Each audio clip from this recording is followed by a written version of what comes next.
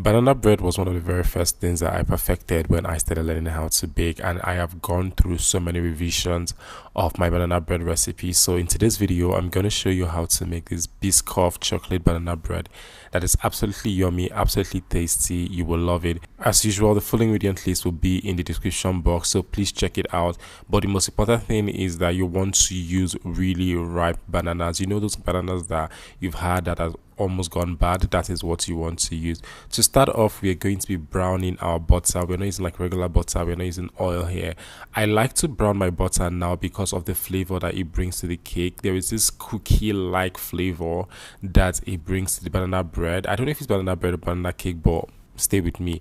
So all you want to do to brown your butter is just heat it up under heat for about 5 to 7 minutes, and this is what it should look like afterwards. You're going to set that aside to cool. While that is cooling, we're going to add our bananas. I like to add more bananas than typical just because, again, I need that flavor. I need the banana to really show out. So I'm just going to mash this, and then to that I'm going to add our brown butter. You can see that it looks really good. Then I'm going to add some brown sugar. I'm not using white sugar here. All of this is going to affect the texture and color of our cake, but more especially the texture. I'm very particular about how it feels in the mouth and also how it feels when you touch it and hold it. That is why I'm using brown sugar, because it already has molasses in it. So just to note that, I'm going to add eggs, and then I'm just going to set that aside. For some reason, this particularly was so hot that my chocolate was already melting in its pack, so that's why I'm using my hand. Ideally, you would just, if you live like in a cold region, or if it's cold, just break it with a knife and that's it. Yeah, so I'm just going to set that aside. You can also use chocolate chip if you don't want to use actual chocolate. That works. We are now going to use some Biscoff. I'm just breaking this. We're going to add it in our cake, and we're also going to add some of that on the cake just for like aesthetic purposes and just to get a little bit of crunch.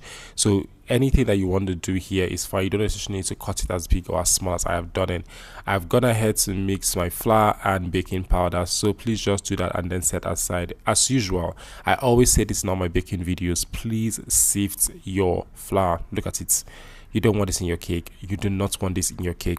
Now you want to gently mix this in. Also, when baking, you want to start with adding your dry ingredient first before adding your wet ingredients, and also you want to start and end with dry ingredients, just like what I've done here. What that essentially means is, you see me add the dry ingredient first. After mixing it in, I mix the wet ingredient, and now I'm going to go in again with the dry ingredients to complete it, so that my batter does not look weird, and there's just something about it.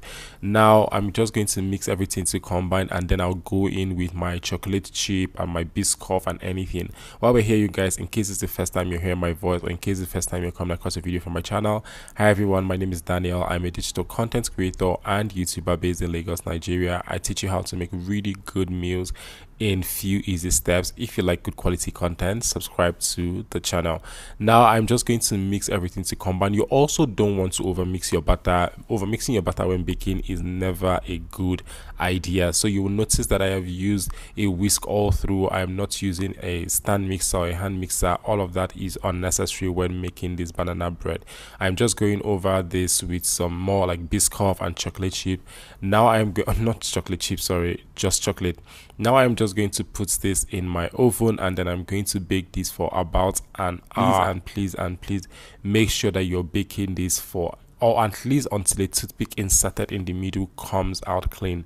That is how you know that your banana bread is ready to be eaten or is done, right? And now this is it. Let me know when you try this recipe. Please send me a picture, send me a video. I want to see all your recreations. And now I'm going to see you guys in my next video. Bye guys.